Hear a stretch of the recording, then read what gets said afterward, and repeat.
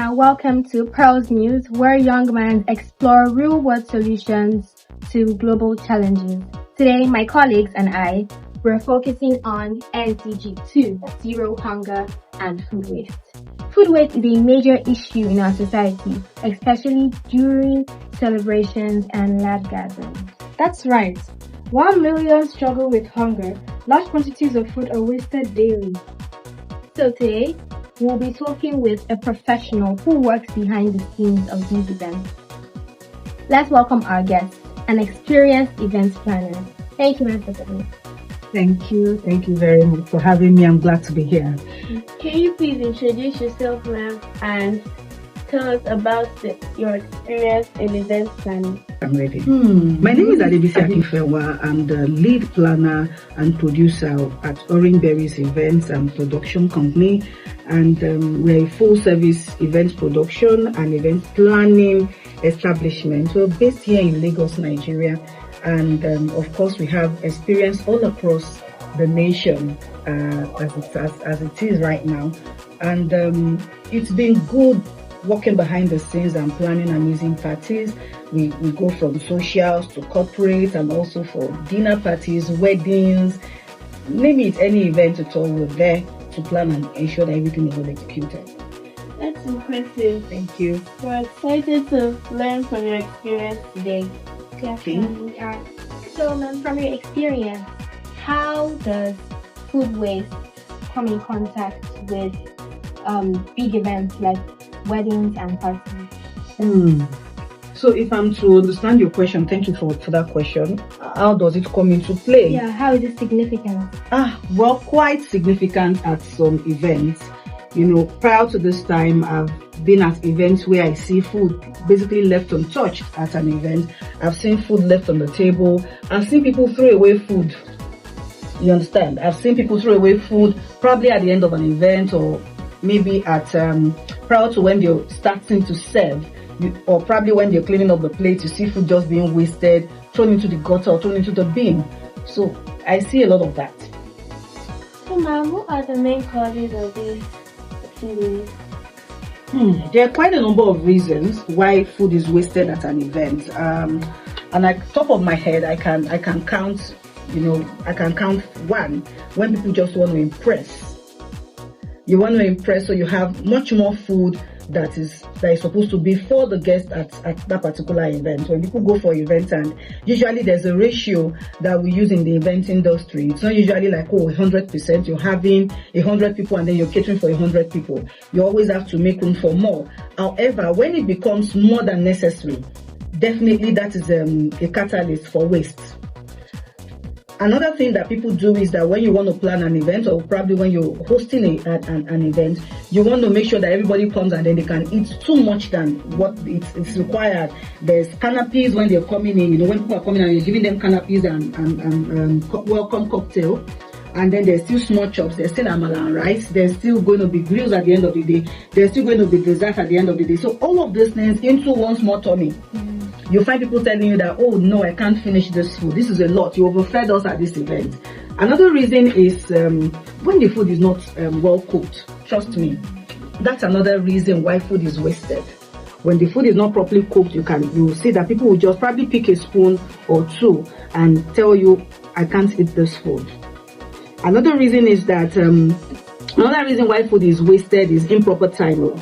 Probably the food turns sour at the end of the day. The food turns bad because it has stayed in the cooler for so long, or in the food warmer, or probably none of the guests have left. So when you have that come into play, definitely you're already seeing food wastage ahead of you. Thank you. Thank you, ma'am. So at what stage does most of the activities happen? During planning, serving, or after event? I would say that during planning, yes, to a small extent, and I'll tell you at every stage in this, at every time in these stages that you've mentioned, food is wasted. At planning, due to improper planning, when you want to plan excess, more people want to do luxury. But one of the things that we forget sometimes is that luxury also means responsible spending. Every time food is wasted, you're contributing to hunger in the land. you're contributing to a waste of resources in the land. So at the point of planning, you're not over planning. You are not having 100 guests, for instance, or having a 1,000 guest event, and then you're planning for rice, you're planning 1,000, you're planning for swallow, and then you're planning 1,000 as well. You're planning for grills, and you're also planning 1,000. You portion these things. So at the point of planning, it is important that this part is put into consideration when people are actually planning their events and penning down what they're telling the caterers to make. We try as much as possible to educate a client on all that this food is going to waste. No one is going to eat them. Another point is, the second one is at the point of serving, right? Mm-hmm. At the point of serving, it is good to portion food. As long as there's enough food, people still have food to nibble on at the end of the day. For some people, they don't eat much. So once they have their canapes at the door, or probably their cocktail, they're good for the rest of the day. Some people just came to that event to spend probably 30 minutes and then they're gone. What happens to that plate of food is gone.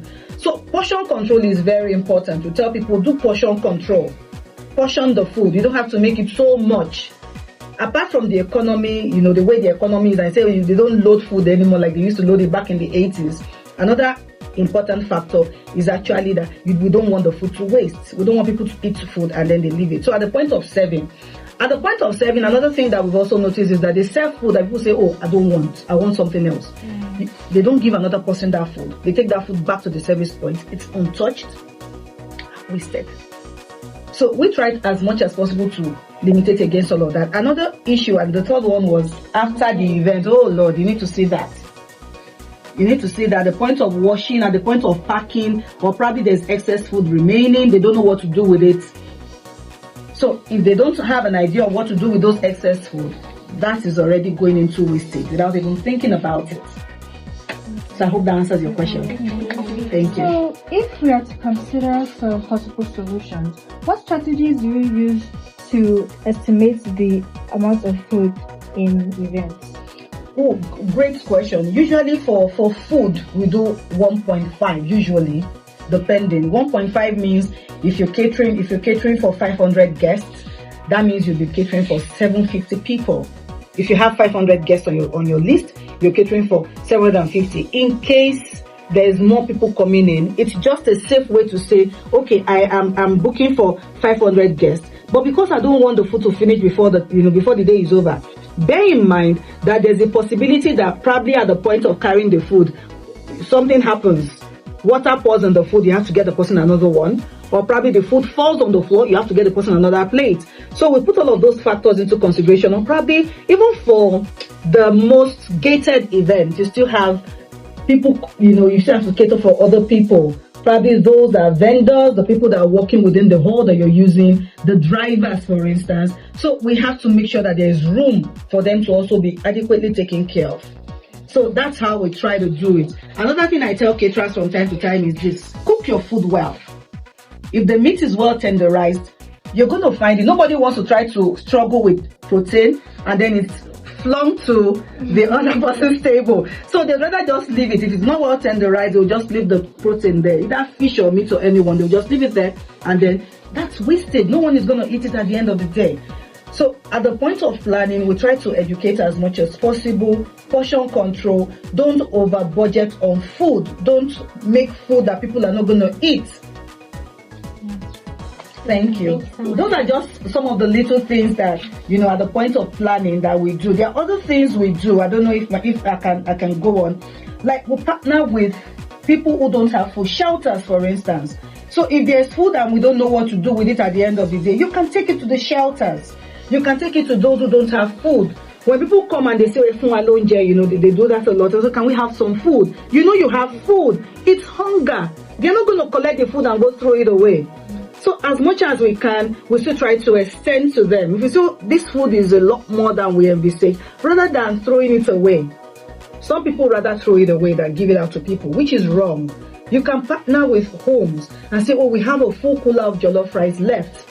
You can partner with them and tell them, we want to be able to give you this food at the end of the day, or probably we have more grills than expected. You can give it out rather than throw it away. Thank you so much. Thank you. This is impressive. So what challenges do you face when trying to curtail food wastage? Understanding. Understanding. It's not everyone that understands SDG goals. It's not everyone that understands what the United Nations is trying to do. Some people believe, no, I'd rather waste the food than give it out. Sometime before, I used to hear of eateries, food that is remaining, they'd rather just throw it away rather than give it to their staff. So one of the things that we try to do is to educate as early as possible, because it's a challenge. So we have something we call vendors meeting. That is when we meet with all the vendors for an event. So we tell them all those things. It is important that we don't have food wastage. It's a waste of resources. Another challenge that we have sometimes is when clients tell us, all my people, in fact, one of my goals, because for every event, there's a touch point. For every event, there's an overall goal that you can say, this is what I call success. For some people, they will say, when my guests have eaten and drunk, they've drunk so well, they've eaten so well, and they say they don't want any more, then I have achieved success. Bearing in mind that, the food is just there. So the challenges we face sometimes is when clients don't understand, when we try to tell them, you don't have to make too much food. People are not coming to the event to get bloated. They are coming to the event to enjoy themselves. And the truth is that when the food is too much, people won't be able to enjoy themselves. Yeah. They will just feel bloated. And then for some people, another thing that we do sometimes is to time the food arrival. So when you time the arrival of food, that means that when people are eating small chops, you are not immediately bringing to them rice. Because they will tell you, I've not even finished my small chop. So we time it. There's something called food flow. Sorry, I'm using some of our jargons. Food flow in the event industry. So we tell you, there's a way we do it such that when they are bringing in small chops, for instance, they are not immediately bringing in rice. So we time it and we work with the vendors to also let them know there's a 30-minute or a 1-hour gap between meals. So there's nothing on the table and you don't have people saying no. Some will collect, but I can assure you that majority of the people will say no because you're filled. But you have just shown off that, I had pineapple and pomo sauce, I had grills, I had fried yam, I had goat. People are not going to eat all those food. Yes, thank you so much, Ram. It has really been an educating session so far. Thank you. So what advice would you give to students and viewers at home on reduction of food waste? Oh, please. There's hunger in the land. I cringe when I see people who have not eaten. I cringe at waste. I hate waste. So as much as possible, anytime you want to throw away that food, think of someone who has not eaten. When you're wasting food, think of that orphan who don't have food to eat. For every time you're wasting food, or that food you want to throw out, or that food you want to leave uncared for, think of how much money. Think of the farmer that had to put in a lot to grow that yam, or grow that plantain, or grow that orange, and then because you didn't take it on time, or probably because you left it uncared for, you have to throw it away. So let's pause and think. Anytime you want to throw away food, or anytime you want to waste food, just pause and think of that child who is going to go to bed without dinner. Thank you so much, ma'am. Thank you so much, ma'am. This has been really inspiring, and thank you for sharing your valuable insights with us, ma'am. Thank you so much. Welcome. Thanks for having me as well. And you guys are doing amazing. I'm super duper proud of you. Thank you. Okay, so today's discussion has shown that reducing food waste comes with a lot of awareness and proper planning. With that, we end our discussion for now. Thank you for watching Pearls News.